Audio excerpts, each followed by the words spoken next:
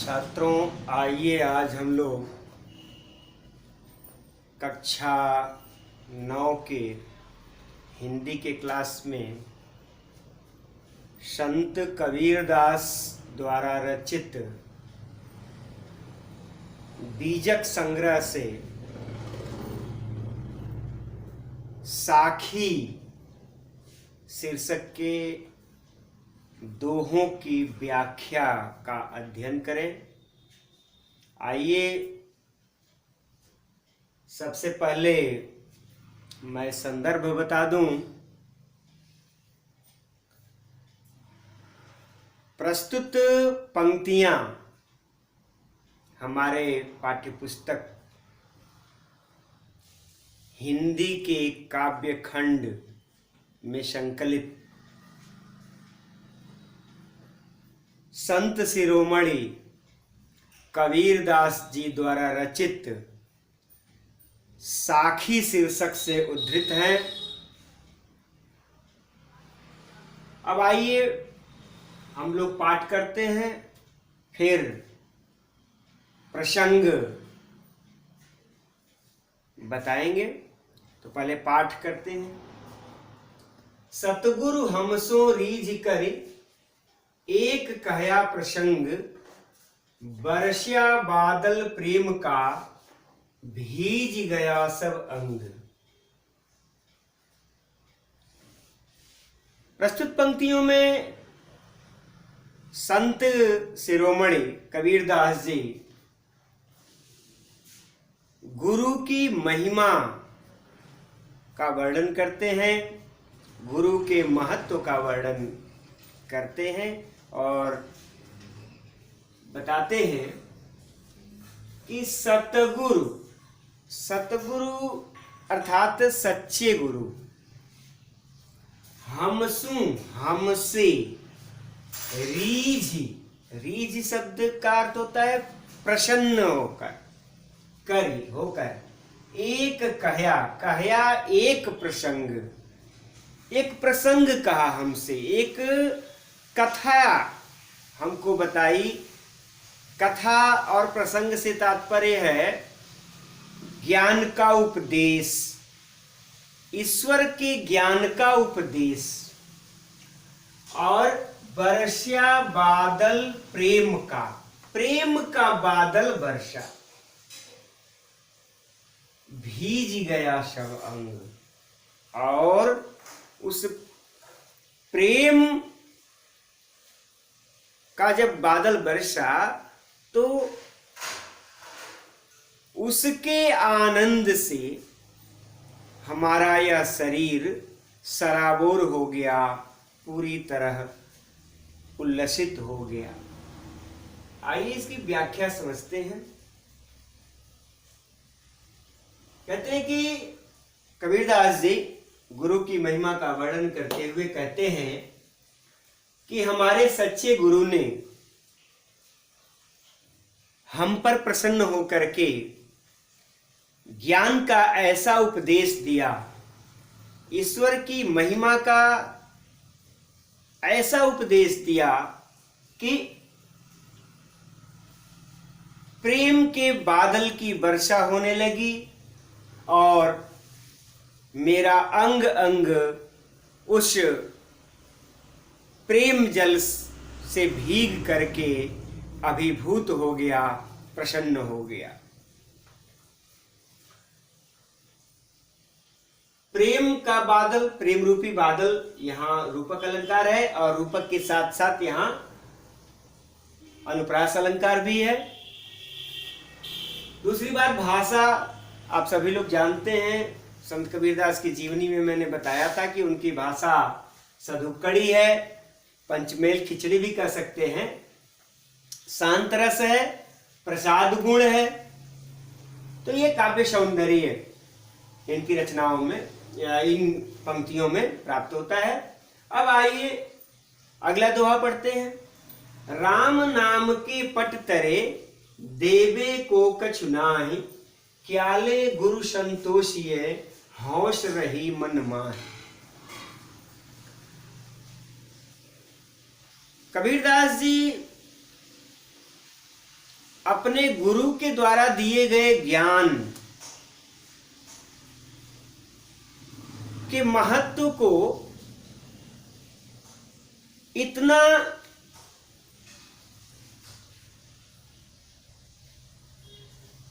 महत्व का बताते हैं, यानी ज्ञान की महिमा इतनी बड़ी है कि उनके ज्ञान के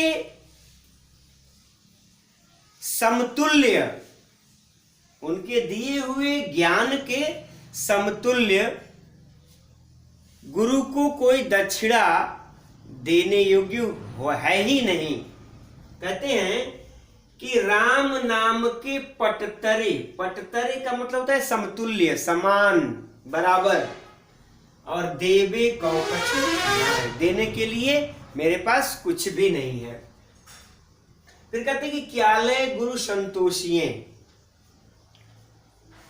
क्या ले मतलब क्या ले करके, यहां लेकर के शब्द आया है, यानी क्या देकर, दक्षिणा के रूप में मैं ऐसा क्या दूं जिससे मेरे खुद के अंदर एक संतोष प्राप्त हो, हम संतोष रख सकें कि हाँ, हमने अपने गुरु को उनके दिए गए ज्ञान के समतुल्य कुछ दक्षिणा दी है। फिर से देखिए इसकी व्याख्या को। कबीरदास जी कहते हैं कि हमारे सच्चे गुरु ने हमें जो राम नाम का मंत्र दिया है, राम की महिमा का ज्ञान दिया है, उस ज्ञान के समतुल्य, उस राम नाम के बराबर दक्षिणा के रूप में देने के लिए मेरे पास कुछ भी नहीं है। मेरा यह मन, मेरा यह हृदय यही अभिलाषा करता है कि ऐसा मैं क्या दूं जो हमें यह संतोष प्रदान करे कि हमने अपने गुरु के द्वारा दिए गए ज्ञान के समतुल्य कुछ दक्षिणा रूप में दिया है। अब आइए इसमें देखते हैं, वही सारी चीजें हैं। सदुक्कड़ी भाषा है, दोहा छंद है, अनुप्रास अलंकार है, प्रसाद गुण है, शांत रस है। अब आइए अगले दोहे को देखते हैं। कहते हैं कि ज्ञान प्रकाश्या गुरु मिल्या, सोजिन बीसर जाय, जब गोविंद कृपा करी तब गुरु मिलिया आय। गुरु की महिमा का ही वर्णन करते हुए कहते हैं कबीरदास जी कि गुरु मिलिया तो ज्ञान प्रकाश्या, और गुरु मिलिया कहां से, तो जब गोविंद कृपा करी, यानी जब ईश्वर ने मुझ पर कृपा की तब जाकर के मुझे गुरु प्राप्त हुए, और जब मुझे गुरु प्राप्त हुए, मुझे मेरे गुरु मिले ईश्वर की कृपा से, तब हमारे हृदय में ज्ञान का प्रकाश हुआ। यानी गुरु ने हमारे हृदय में, हमारे अंतर्मन में ज्ञान का प्रकाश फैलाया। तब मैं सोचता हूं कि ऐसे हमारे गुरु जिन्होंने हमारे अंतर्मन में ज्ञान का प्रकाश फैलाया है, वह कहीं हमसे विस्मृत न हो जाएं, सोजिन बीसर जाए। ऐसे गुरु हमारे हमसे कहीं विस्मृत न हो जाएं, हमसे कहीं भूल न जाएं। फिर से देख लीजिए, कहते हैं कि जब ईश्वर ने हम पर कृपा की तो मुझे गुरु मिले, हमारे सच्चे गुरु की प्राप्ति हुई, और हमारे उस सच्चे गुरु ने हमारे हृदय में ज्ञान का प्रकाश फैलाया। हमारे ऐसे गुरु कभी हमसे विस्मृत न हो जाएं, इस बात की हमें चिंता रहती है, क्योंकि ईश्वर की कृपा से ही मुझे ऐसे सच्चे गुरु प्राप्त हो रहे हैं। तो इसमें आपको उपमा अलंकार है और अनुप्रास अलंकार भी है, फिर बाकी चीजें ज्यों की त्यों हैं। इसमें सदुक्कड़ी भाषा है, शांतरस है, प्रसाद गुण है, दोहा छंद है। अब आइए अगले दोहे को देखते हैं। माया दीपक नर पतंग भ्रमि भ्रमि वै पड़ंत, कहे कबीर गुरु ज्ञान थे एक आध उबरंत।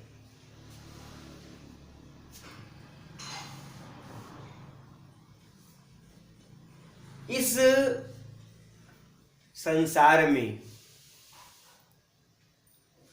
बिना गुरु के ज्ञान संभव नहीं है, ऐसा माना जाता है। कबीरदास जी इन पंक्तियों में बताते हैं कि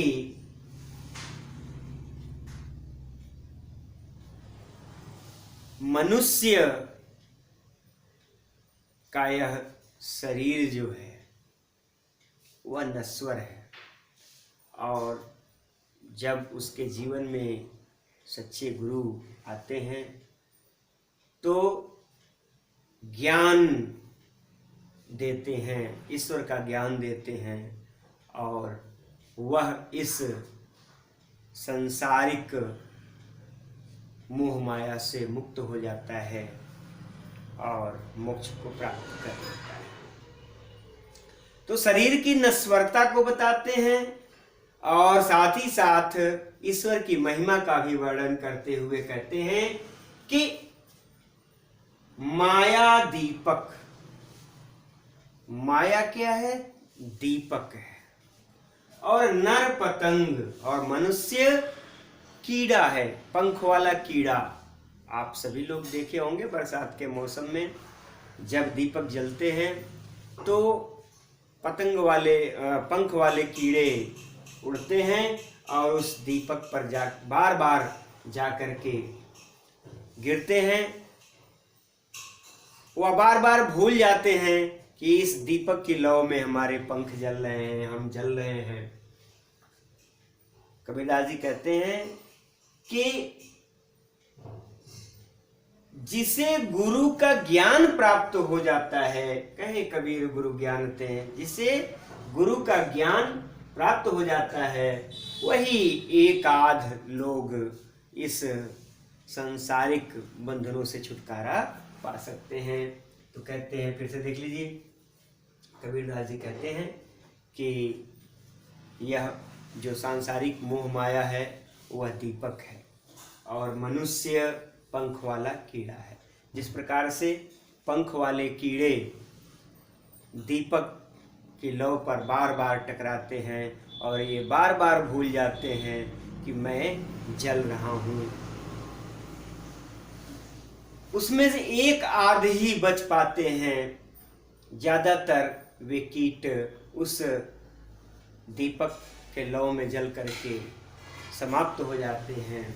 वैसे ही मनुष्य इस माया रूपी दीपक पर बार बार टकराता है, इसके चक्कर में बार बार पड़ जाता है। लेकिन जिस मनुष्य को गुरु का ज्ञान प्राप्त हो जाता है वही एक आध मनुष्य इस सांसारिक बंधनों से मुक्त हो पाते हैं, मोक्ष को प्राप्त कर पाते हैं। देख लीजिए, इसमें भी रूपक अलंकार सबसे पहले है और अनुप्रास अलंकार भी है। बाकी चीजें जो कि क्यों है इस बात का ध्यान रखिएगा। अब आइए हम लोग अगले दोहे पर चलते हैं। जब मैं था तब हरि गुरु नहीं, जब मैं था तब गुरु नहीं, अब गुरु हैं हम नाही, प्रेम गली अति साकरी, तामे दो न समान। गुरु किन परिस्थितियों में हमें प्राप्त हो सकते हैं, इसका वर्णन संत शिरोमणि कबीरदास ने इन पंक्तियों में किया है। आइए देखते हैं। जब मैं का अर्थ होता है अहंकार, घमंड। मैं था तब गुरु नहीं, अब गुरु हैं हम ना। हम अर्थात मैं। प्रेम गली, ईश्वर से प्रेम या गुरु से प्रेम की गली। अति सांकरी, अत्यंत पतली है, यानी एक ही उस गली में, इतनी गली इतनी पतली है कि उसमें एक ही समा सकता है, एक ही जा सकता है, दूसरे को कोई स्थान नहीं है। तामे दो न समाए, उसमें दो लोग नहीं जा सकते, केवल एक व्यक्ति उसमें जा सकता है। लेकिन कबीरदास जी कहते हैं कि जब तक हमारे हृदय में, हमारे चित्त में, हमारे मन में अहंकार था, जब तक अहंकार था, कबीरदास जी कहते हैं कि जब तक हमारे मन में, हमारे हृदय में अहंकार व्याप्त था, तब तक हमें गुरु की प्राप्ति नहीं हुई थी। संत लोग कहते हैं कि जब तक व्यक्ति के हृदय में अहंकार रहता है, तब तक उसे ज्ञान की प्राप्ति नहीं होती है, गुरु की प्राप्ति नहीं होती है। वही बात संत शिरोमणि कह रहे हैं कि जब तक हमारे हृदय में, हमारे चित्त में अहंकार था, तब तक हमें गुरु नहीं मिले। अब हम ना ही गुरु हैं। अब हमारे अंदर से अहंकार जब समाप्त हो गया, तो हमें गुरु की प्राप्ति हो गई। प्रेम गली अति सांकरी, यह गुरु के प्रति, ईश्वर के प्रति जो प्रेम का रास्ता है वह अत्यंत पतला है। उसमें या तो गुरु अर्थात ईश्वर प्रवेश कर सकते हैं या फिर अहंकार प्रवेश कर सकता है। तो कहते हैं कि प्रेम, ईश्वर के प्रेम रूपी गली में या तो अहंकार प्रवेश कर सकता है, अर्थात या फिर उसमें मनुष्य प्रवेश कर सकता है। दो के लिए कोई स्थान नहीं है। तो आइए फिर से इसकी व्याख्या देख लेते हैं। कबीरदास जी कहते हैं कि जब तक हमारे हृदय में अहंकार था, तब तक हमें गुरु की प्राप्ति नहीं हुई थी। गुरु अर्थात ईश्वर की प्राप्ति नहीं हुई थी। अब हमारे हृदय से अहंकार समाप्त हो गया, अब हमें ईश्वर की प्राप्ति हो गई। क्योंकि प्रेम की गली जो है अत्यंत सकरी होती है, या तो उसमें अहंकार प्रवेश कर सकता है या फिर ईश्वर प्रवेश कर सकता है। अहंकार जहाँ होता है वहाँ ईश्वर कदापि नहीं प्राप्त हो सकते हैं, आ सकते हैं। आइए इसमें देखते हैं। इसमें भी रूपक और अनुप्रास अलंकार है और बाकी चीजें जो कि त्यों हैं। अब आइए अगले अंतिम दोहे में इस खंड के। तो भगति भजन हरि नाव है, दूजा दुख अपार, मनसा वाचा कर्मना कबीर सुमिरन सार। कबीरदास जी कहते हैं कि भगति भजन हरि नाव है।